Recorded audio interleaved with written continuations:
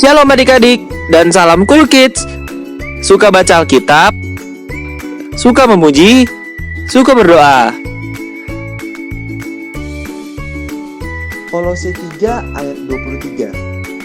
Apapun juga yang kamu perbuat, perbuatlah dengan segenap hatimu, seperti untuk Tuhan dan bukan untuk manusia.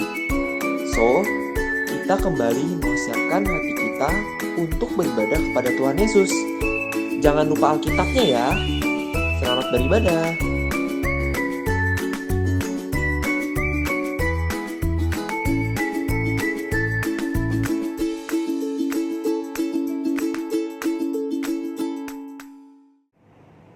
Shalom adik-adik. Shalom. Kita ketemu lagi di ibadah hari Minggu, sekolah Minggu. Kita mau bawa hati kita mau memuji dan memuliakan Tuhan. Kita mau naikkan satu pujian. Selamat pagi Bapak.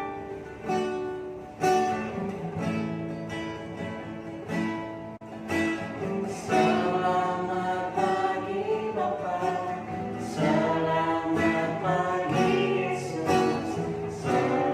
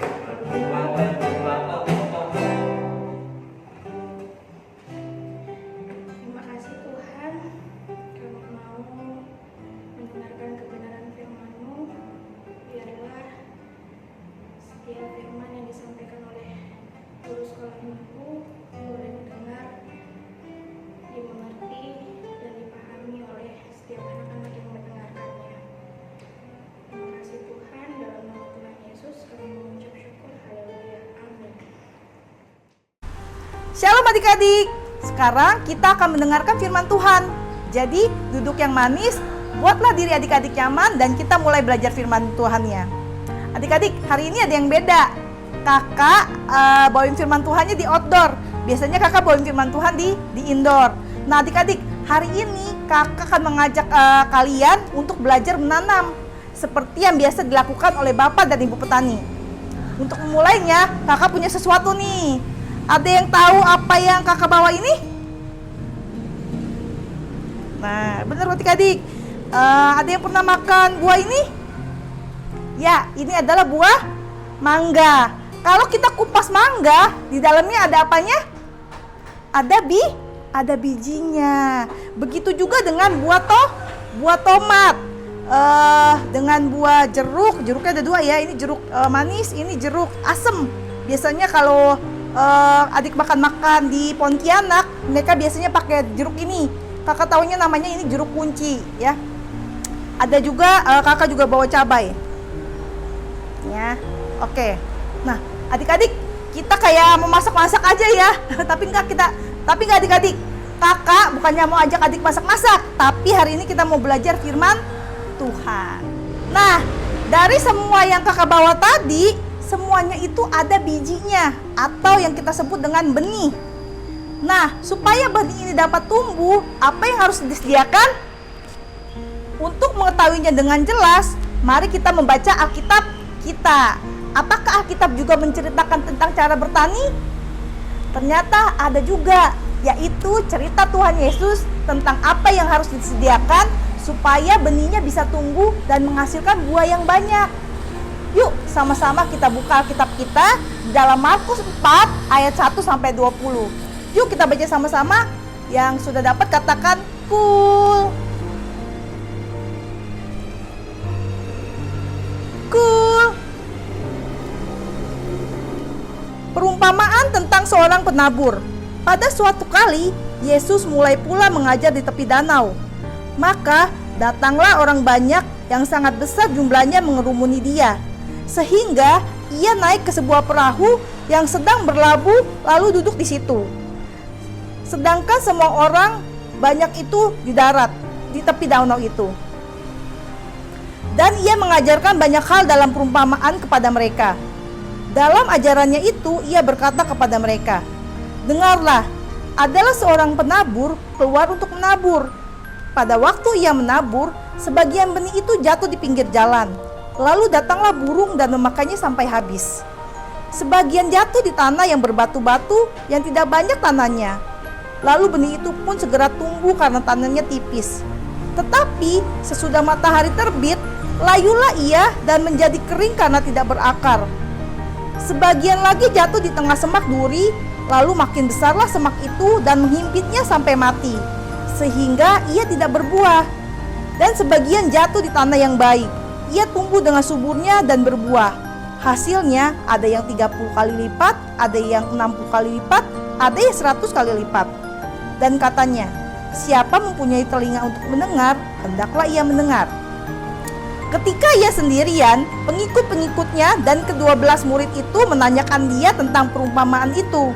Jawabnya, "Kepadamu telah diberikan rahasia kerajaan Allah, tetapi kepada orang-orang luar segala sesuatu disampaikan dalam perumpamaan, supaya sekalipun melihat mereka tidak menanggap, sekalipun mendengar mereka tidak mengerti, supaya mereka jangan berbalik dan mendapat ampun." Lalu ia berkata kepada mereka, "Tidakkah kamu mengerti perumpamaan ini? Kalau demikian, bagaimana kamu dapat memahami semua perumpamaan yang lain?" Penabur itu menaburkan firman. Orang-orang yang di pinggir jalan, tempat firman itu ditaburkan, ialah mereka yang mendengar firman. Lalu datanglah iblis dan mengambil firman yang baru ditaburkan di dalam mereka. Demikian juga yang ditaburkan di tanah yang berbatu-batu, ialah orang-orang yang mendengar firman itu dan segera menerimanya dengan gembira.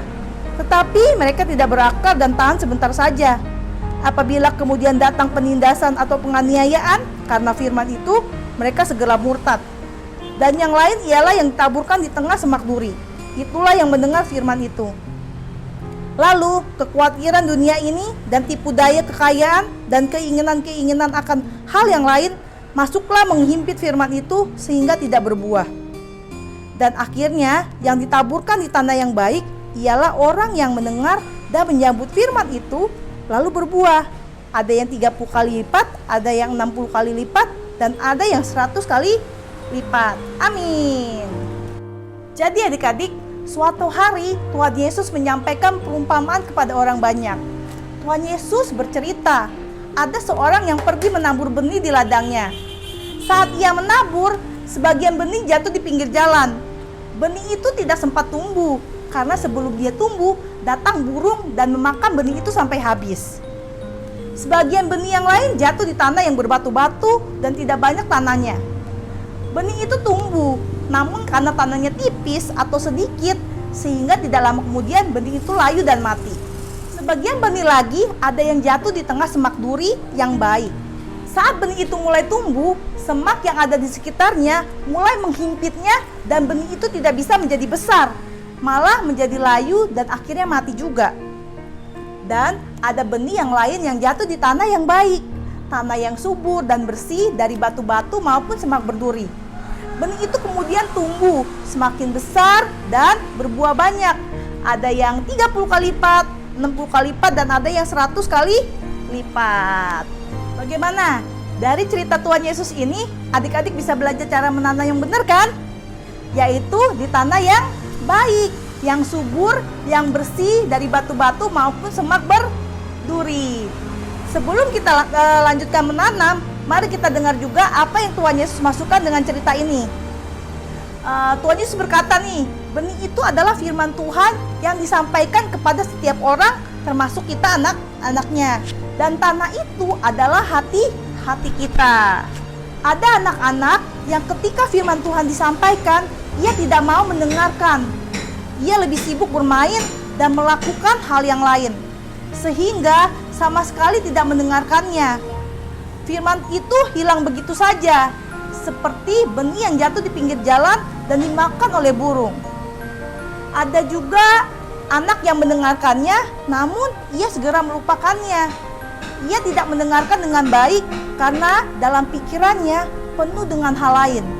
Ia sibuk memikirkan permainan-permainannya, film-film kesukaannya, dan sebagainya. Seperti halnya benih yang jatuh di tanah yang berbatu-batu dan tidak banyak tanahnya. Dia sempat bertumbuh, tapi hanya sebentar karena tanahnya tipis.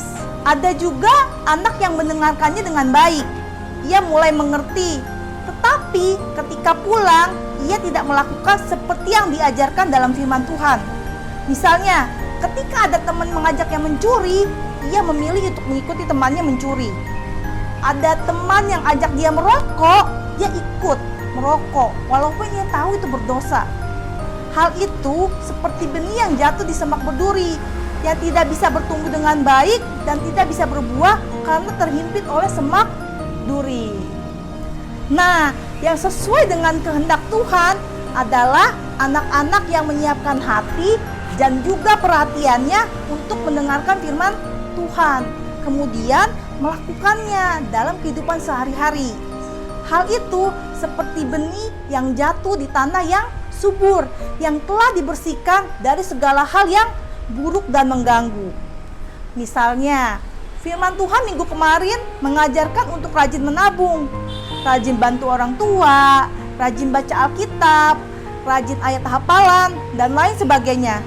Kita lakukan itu terus-menerus, tidak hanya sesekali.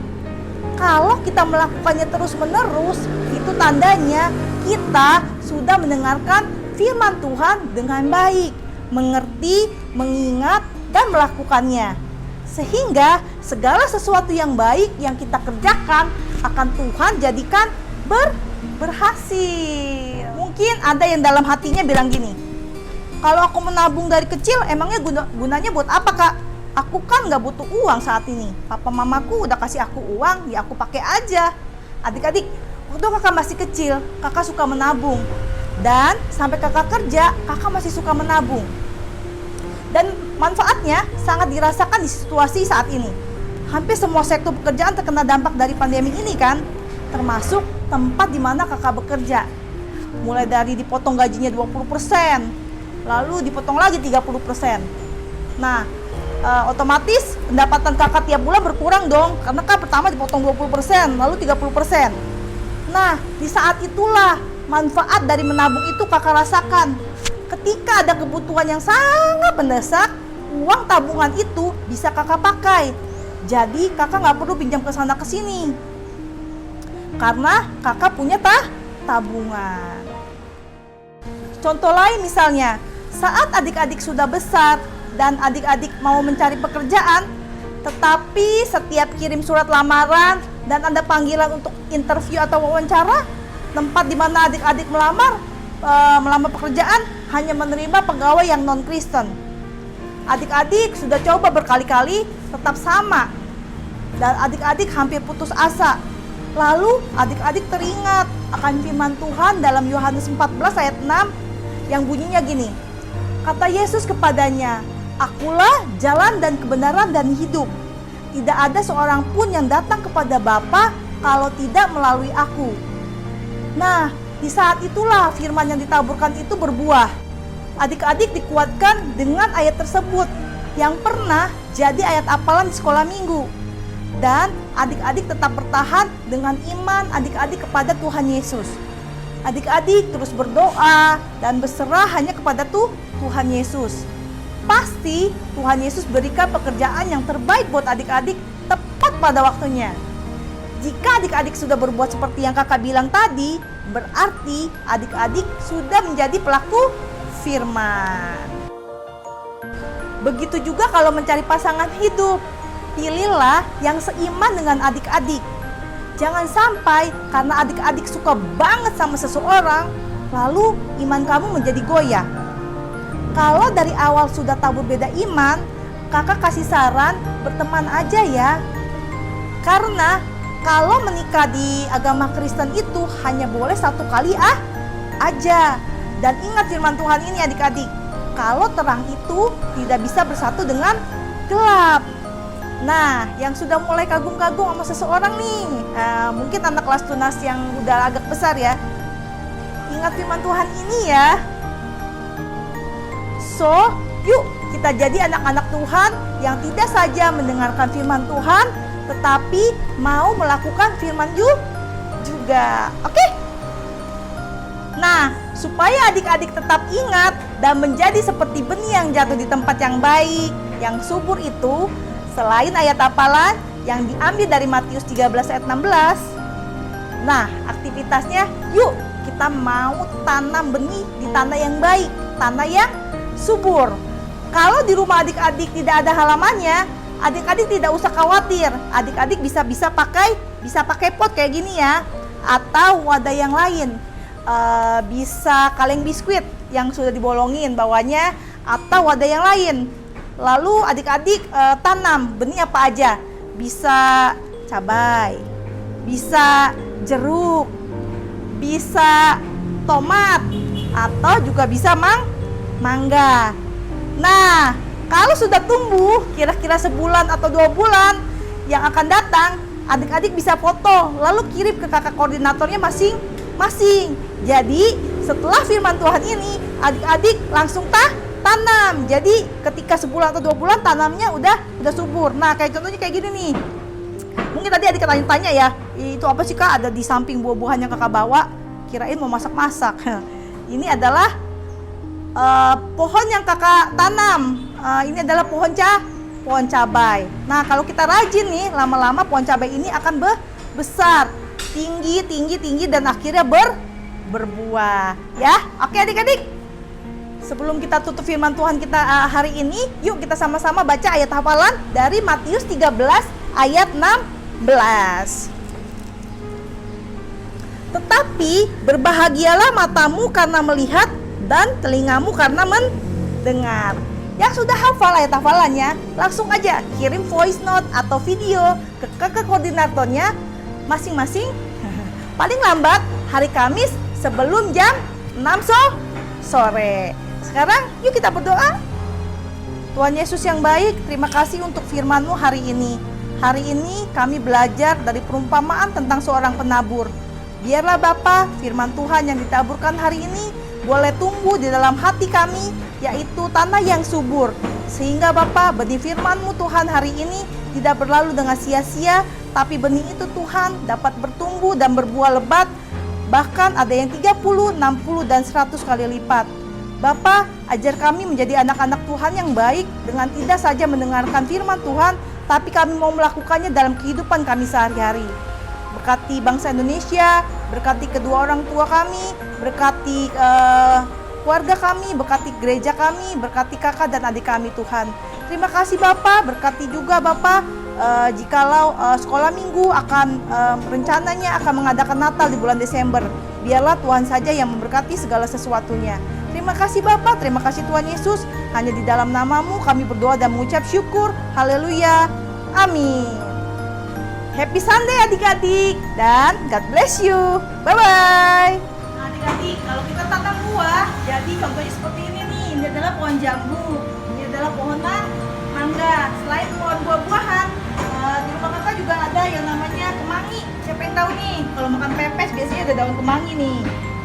Wangi banget. Atau di sebelah sini nih ada juga yang namanya daun mint. Ini kalau adik-adik goreng, gonsreng pakai telur, wah itu rasanya enak banget, ya. Nah, contoh lainnya itu kayak buah jeruk kunci yang tadi kakak kasih contoh di firman Tuhan ya. Nah, pohonnya itu seperti ini adik-adik, lihat deh, buahnya banyak kan? Tuh. Kalau tanahnya subur, pasti dia berbuah banyak. Kalau pohon yang kita tanam berbuah, pasti adik-adik senang kan? Begitu juga dengan Tuhan. Kalau adik-adik berbuah, pasti Tuhan Yesus senang. Jadi jangan lupa kirim ya aktivitasnya setelah 1 atau 2 bulan dikirim ke kakak koordinatornya.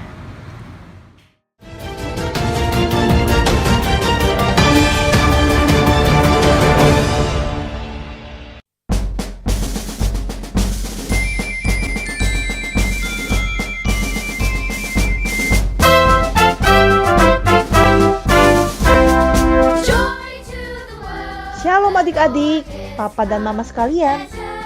Anak Betel Indonesia Batu Penjuru atau sekolah minggu akan mengadakan ibadah dan perayaan Natal secara online yang rencananya akan diadakan pada hari Kamis tanggal 24 Desember 2020.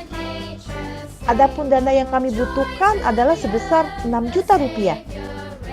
Bagi papa dan mama yang ingin mendukung acara ini dapat membagikan berkatnya melalui nomor rekening berikut ini. Bank BCA nomor rekening 687-145-3311 atas nama Stefani. Paling lambat hari Minggu tanggal 29 November 2020 dan melakukan konfirmasi ke kakak koordinator kelasnya masing-masing. Kami juga akan membagikan souvenir dan konsumsi untuk adik-adik yang terdaftar sebagai anak sekolah minggu di GBI Batu Penjuru.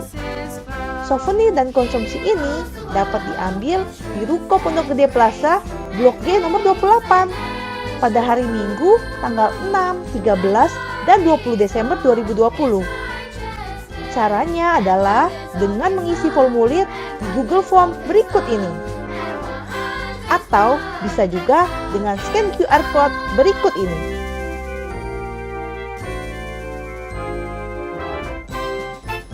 Demikian berita Natal yang dapat kami sampaikan. Terima kasih untuk setiap dukungan yang diberikan. Tuhan Yesus memberkati.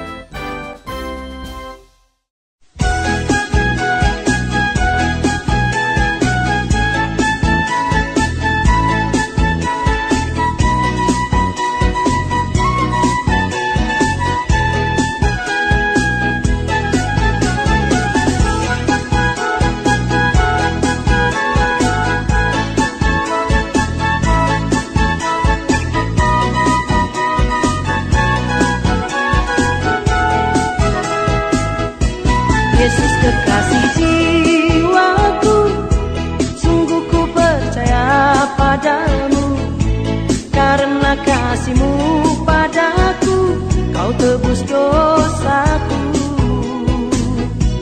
Dari terbitnya matahari dan sampai terbenamnya, ku angkat lagu pujian, tinggikan nama-Mu. Yesus kekasih jiwaku,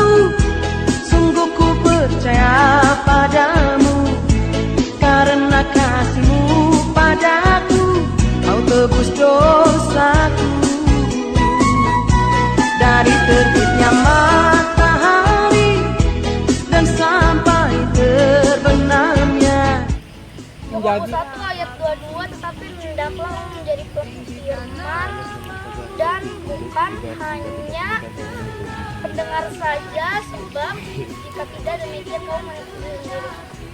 Shalom Kak, nama saya Andra Bintang kelas 4. Yakobus 1 ayat 22. Tetapi hendaklah kamu menjadi perilaku firman dan bukan hanya pendengar saja. Sebab jika tidak demikian kamu menipu sendiri. Terima kasih Kak, Tuhan Yesus memberkati. Shalom. Yakobus 1 ayat 22. Tetapi hendaklah kamu menjadi pelaku firman dan bukan hanya pendengar saja, sebab jika tidak demikian kamu menipu diri sendiri. Terima kasih. Yakobus 1 ayat 22. Tetapi hendaklah kamu menjadi pelaku firman dan bukan hanya pendengar saja, sebab jika tidak demikian kamu menipu diri sendiri. 1 ayat 22. Tetapi hendaklah kamu menjadi pelaku firman dan bukan hanya pendengar saja, sebab jika tidak kamu menipu diri sendiri. Amin. Yakobus 1 ayat 22. Tetapi hendaklah kamu menjadi pelaku firman dan bukan hanya pendengar saja, sebab jika tidak demikian kamu menipu diri sendiri. Yakobus 1 ayat 22.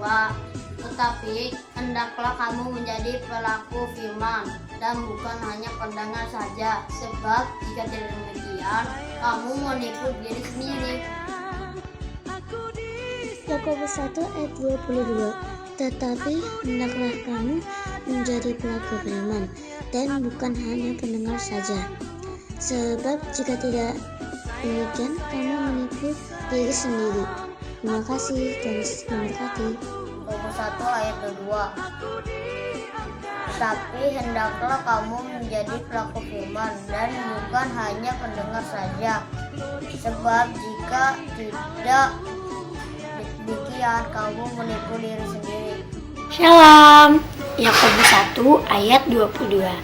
Tetapi hendaklah kamu menjadi pelaku firman dan bukan hanya pendengar saja, sebab jika tidak demikian kamu menipu diri sendiri. Terima kasih, Tuhan Yesus memberkati. Yakobus 1 ayat 22. Tetapi hendaklah kamu menjadi pelaku firman dan bukan hanya pendengar saja, sebab jika tidak demikian kamu menipu diri sendiri. Yakobus 1 ayat 22. Tetapi hendaklah kamu menjadi pelaku firman dan bukan hanya pendengar saja, sebab jika tidak demikian kamu menipu diri sendiri. Amin. Yakobus 1 ayat 22. Tetapi hendaklah kamu menjadi pelaku firman dan bukan hanya pendengar saja, sebab jika tidak demikian kamu menipu diri sendiri. Sayang